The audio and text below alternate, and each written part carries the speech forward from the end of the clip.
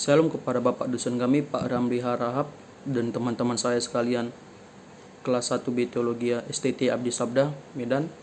Saya Daniel Rizky Hamurangan Manurung akan memaparkan hasil jawaban ujian tengah semester saya di mata kuliah pembimbing dan pengantar PB2.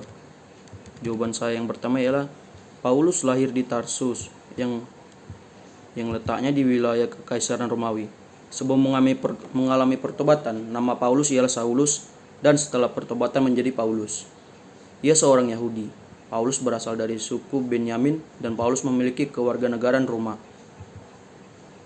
Ada dua masa dalam kehidupan Paulus, masa kanak-kanak yang dihabiskan di Tarsus dan masa dewasanya di Yerusalem.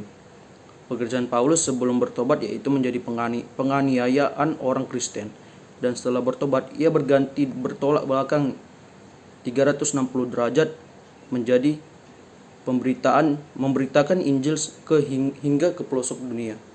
Paulus membuat beberapa surat selama perjalanan dan dalam memberitakan Injil, dan memiliki tujuan penulisan surat-surat Rasul Paulus tidak semuanya bermotif untuk menyelesaikan permasalahan gereja.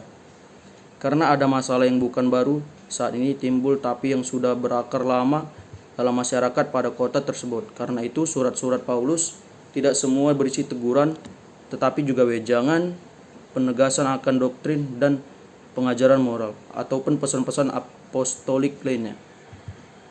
Yang kedua ialah pembagian isi kitab PB. Menurut saya itu ada 5, yaitu Injil yang berarti kabar baik, yang itu Matius menceritakan kisah Yesus dari segi sebagai Mesias, Raja orang Israel. Markus menceritakan kisah Yesus dari segi hamba. Lukas menceritakan Yesus sebagai anak manusia yang datang untuk mencari menyelamatkan mereka yang telah hilang. Yang keempat ialah Yohanes menceritakan Yesus sebagai firman Allah yang menjelma menjadi manusia, Kristus yang berarti yang diurapi. Yang kedua, Kisah Para Rasul. Kisah Para Rasul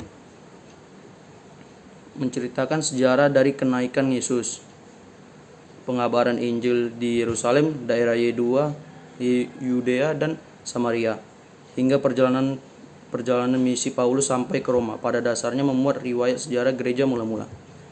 Yang ketiga ialah surat Rasul Paulus yang tertulis di kitab Roma, Korintus, Galatia, Efesus, Filipi, Kolose, Tesalonika, Timotius, Titus, dan Filemon.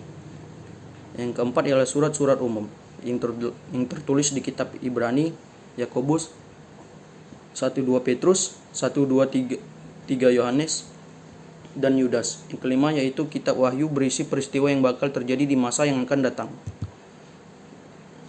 Yang ketiga ialah jawaban saya yang ketiga, pemahaman mengenai kitab Filipi ini. Paulus menuliskan kitab ini di penjara dan dibantu Timotius dalam menyampaikan ke jemaat di Filipi. Yang menjadi bagian utama yaitu dalam suratnya kepada jemaat Filipi, Paulus memberi para orang suci di Filipi dorongan dan mendesak mereka untuk berdiri teguh dalam kesatuan dan bekerja bersama dengan membela iman. Mungkin salah satu asas terpenting yang Paulus ajarkan dalam kitab Filipi ini ialah bahwa berdoa kepada Allah dan percaya kepadanya mendatangkan damai sejahtera yang melampaui segala akal. Filipi 4 ayat 7. Jawaban yang nomor 4 saya ialah surat Pseudo Paulus. Surat Pseudo Paulus itu ialah surat yang masih dipertanyakan siapa penulisnya.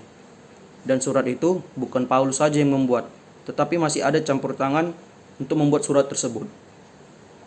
Kata Pseudo sendiri artinya ialah palsu, maka dari itu surat ini masih dipertanyakan kepenulisannya.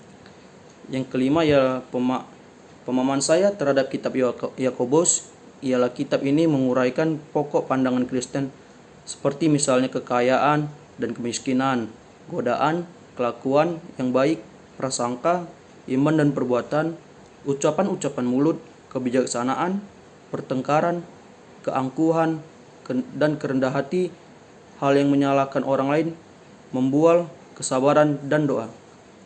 Itu jawaban hasil UTS saya. Terima kasih. Shalom.